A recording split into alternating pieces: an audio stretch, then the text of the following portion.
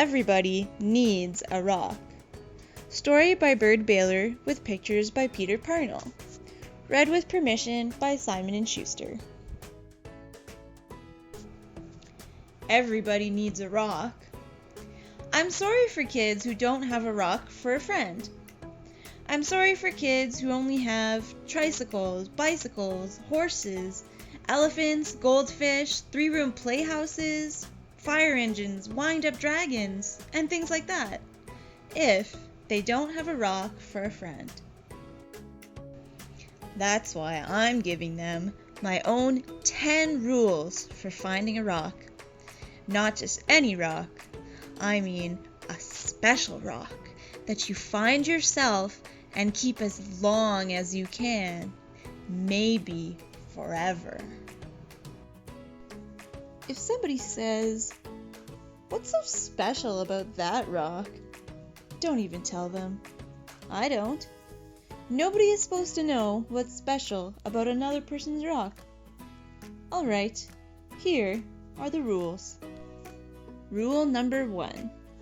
If you can, go to a mountain made out of nothing but 100 million small, shiny, beautiful, roundish rocks.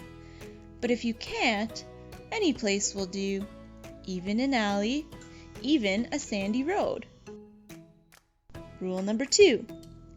When you are looking at rocks, don't let mothers or fathers or sisters or brothers or even best friends talk to you. You should choose a rock when everything is quiet.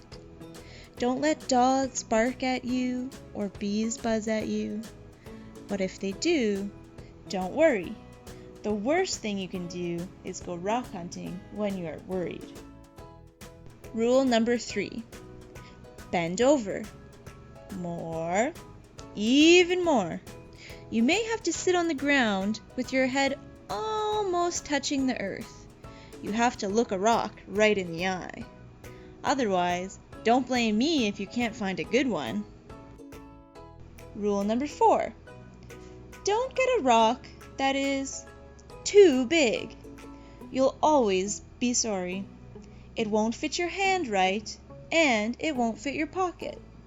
A rock as big as an apple is too big. A rock as big as a horse is much too big. Rule number 5. Don't choose a rock that is too small. It will only be easy to lose, or a mouse might eat it thinking that it is a seed. Believe me, that happened to a boy in the state of Arizona. Rule number 6. The size must be perfect. It has to feel easy in your hand when you close your fingers over it. It has to feel jumpy in your pocket when you run. Some people touch a rock 1,000 times a day. There aren't many things that feel as good as a rock if the rock is perfect. Rule number 7. Look for the perfect color. That could be a sort of pinkish gray with bits of silvery shine in it.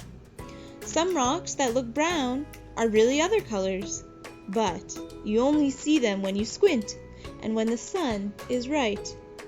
Another way to see colors is to dip your rock in a clear mountain stream if one is passing by. Rule number 8. The shape of the rock is up to you. There's a girl in Alaska who only likes flat rocks. Don't ask me why. I like them lumpy.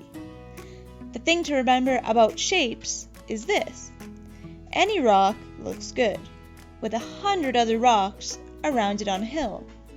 But if your rock is going to be special, it should look good by itself in the bathtub. Rule number 9.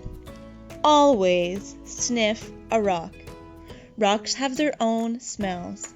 Some kids can tell by sniffing whether a rock came from the middle of the earth, or from an ocean, or from a mountain where wind and sun touched it every day for 1,000,000 years. You'll find out that grown-ups can't tell these things. Too bad for them. They just can't smell as well as kids can. Rule number 10. Don't ask anybody to help you choose. I've seen a lizard pick one rock out of a desert full of rocks and go sit there alone. I've seen a snail pass up 20 rocks and spend all day getting to the one it wanted. You have to make up your own mind. You'll know. All right, that's 10 rules. If you think of any more, write them down yourself.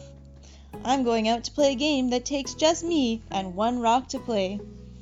I happen to have a rock here in my hand. What about you? Have you found the perfect rock? Post a picture of your rock in the comments below.